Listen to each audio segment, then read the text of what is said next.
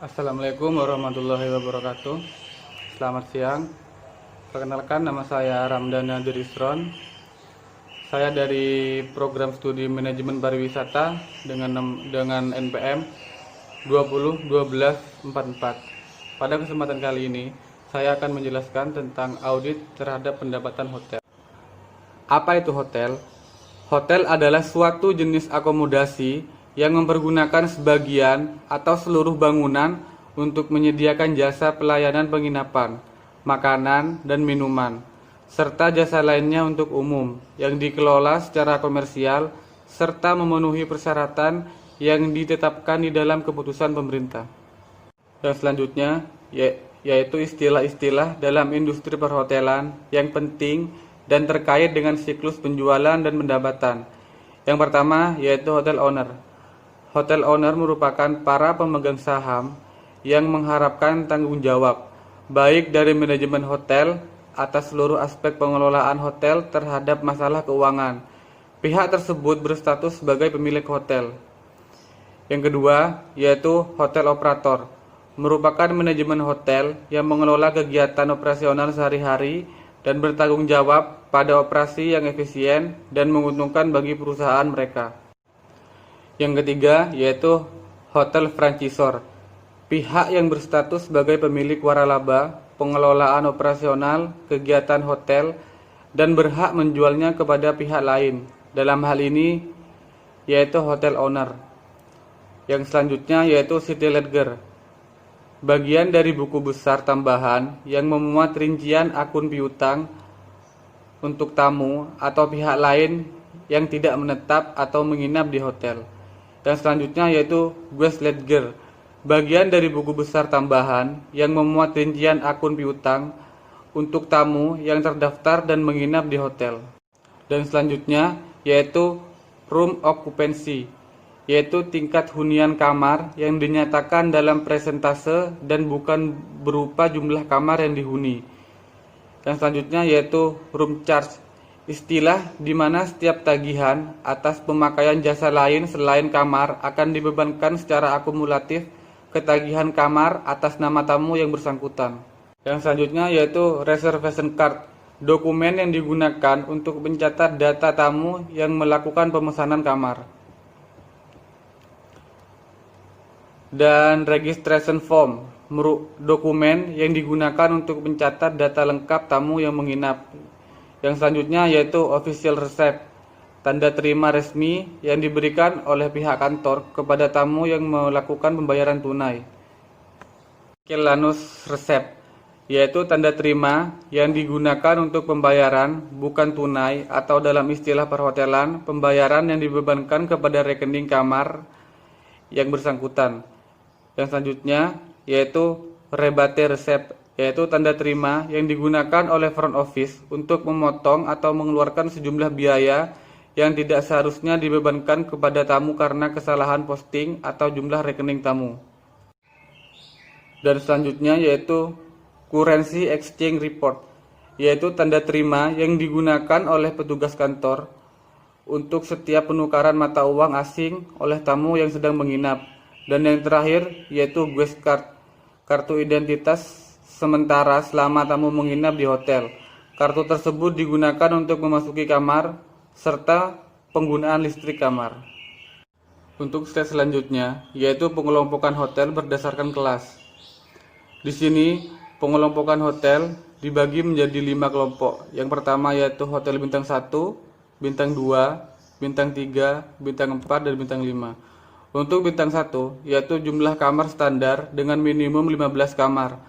Terdapat kamar mandi di dalam kamar dan luas kamar minimum 20 meter persegi.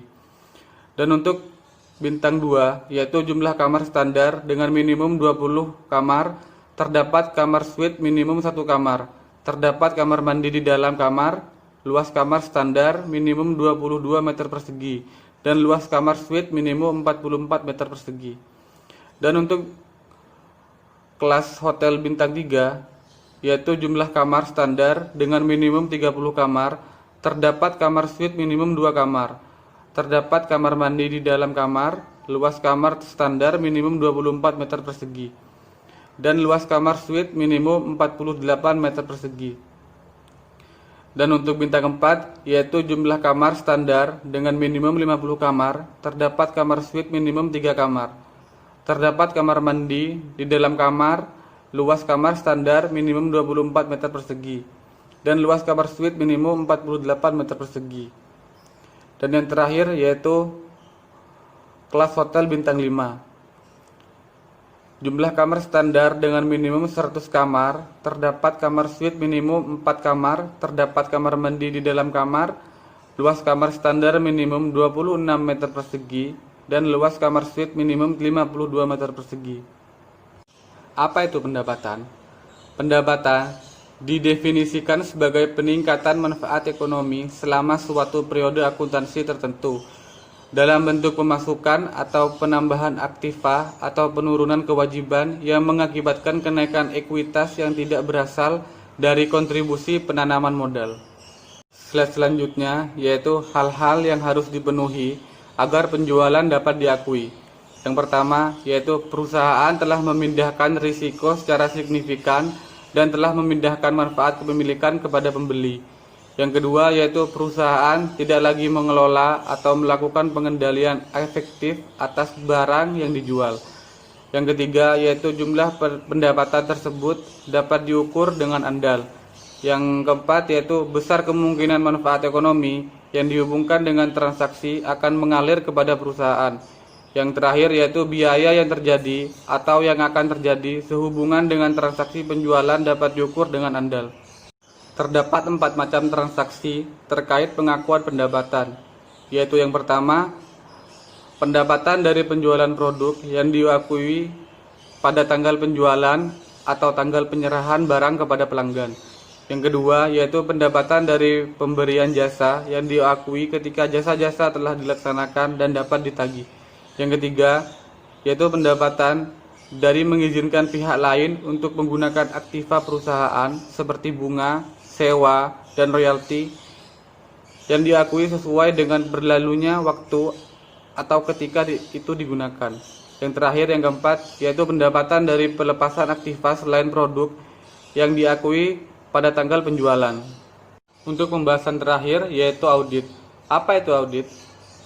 Audit adalah suatu pengumpulan dan pengevaluasian bukti mengenai informasi untuk menentukan dan melaporkan derajat hubungan antara informasi dengan kriteria yang telah ditetapkan, dilakukan oleh seseorang yang kompeten dan independen.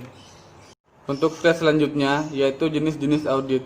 Di sini jenis-jenis audit dibagi menjadi 3 bagian. Yang pertama yaitu audit operasional, merupakan penilaian efisiensi dan efektivitas atas bagian prosedur dan metode. Dan yang kedua yaitu audit ketaatan, bertujuan untuk mempertimbangkan apakah klien telah mengikuti prosedur yang spesifik atau aturan tertentu yang telah ditetapkan oleh otoritas yang lebih tinggi. Yang terakhir yaitu audit laporan keuangan, yang bertujuan untuk menentukan apakah laporan keuangan telah disajikan sesuai dengan kriteria yang telah ditentukan. Selanjutnya yaitu proses audit. Di sini terdapat 4 proses dalam kegiatan audit. Yang pertama yaitu perencanaan dan perancangan pendekatan audit. Yang kedua yaitu melakukan pengujian, pengendalian, dan pengujian substantif transaksi. Yang ketiga yaitu melakukan prosedur analitis dan pengujian detail saldo. Yang terakhir yang keempat yaitu menyelesaikan audit dan mengeluarkan laporan audit. Manfaat audit. Manfaat dalam kegiatan audit ini yaitu yang pertama adalah membuka pintu bagi masuknya sumber pembiayaan dari pihak luar. Yang kedua yaitu menyiapkan kesalahan dan penyimpangan moneter dalam catatan keuangan. Yang ketiga yaitu memberikan dasar yang lebih meyakinkan kepada para kreditur atau para mitra perusahaan untuk mengambil keputusan pemberian kredit. Yang keempat yaitu memberikan dasar yang lebih meyakinkan kepada perusahaan asuransi, para investor, perbankan, dan lain sebagainya untuk menentukan syarat penjualan, pembelian, atau penggabungan perusahaan. Yang kelima yaitu memberikan dasar yang lebih baik untuk meyakinkan kepada para pelanggan. Dan yang terakhir yaitu memberikan tambahan untuk kejelasan yang independen tentang ketelitian dan jaminan dari laporan keuangan. Sekian presentasi yang dapat saya sampaikan pada kesempatan kali ini. Kurang lebihnya saya minta maaf. Wabillahi taufiq wal hidayah. Wassalamualaikum warahmatullahi wabarakatuh.